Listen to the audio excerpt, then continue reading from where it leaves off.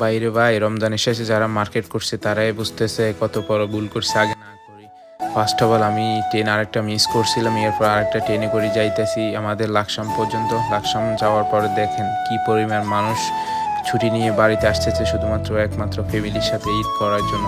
So সত্যি আজকে আমি নিজের চোখেও দেখলাম অনেকজন আপনার দাঁড়ায় দাঁড়ায় আসছিল ঈদ করার জন্য, ফ্যামিলির সাথে ঈদ করার জন্য, ছেলে মেয়ের সাথে ঈদ করার জন্য। তারা কিন্তু টিকিটও পায় না, অনেক দূরে থেকে দাঁড়ায় দাঁড়ায় আসছে।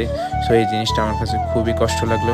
আর এরপর আরেকটা বিষয় আপনাকে ক্লিয়ার করি, আমরা অন্য আরেকটা ট্রেন দিয়ে আমি লাকসাম পর্যন্ত আসছিলাম, এরপরে আপনার ময়মনসিংহ বিজয় এক্সপ্রেস পর্যন্ত আমরা আসছিলাম। আসার পরে বিজয় এক্সপ্রেস চলে আসলো, এরপর আমরা উঠলাম। ওঠার পরে দেখেন আমার সামনে কি পরিমাণ ভিড়, আমি কিন্তু কুয়ার সঙ্গে সামনে দাঁড়িয়ে রয়েছি। সো গাইস এরপরে ফাইনালি চলে আসলাম আপনার কুমিল্লাতে আসার পরে দেখেন মানুষ শুধু উঠতেছে নামতেছে কম। এরপরে দেখলেন স্টেশন পুরাই খালি, কিন্তু মানুষ ট্রেনে করে অনেক দূর দূরান্তে চলে যাইতেছে মানুষের বাড়িতে।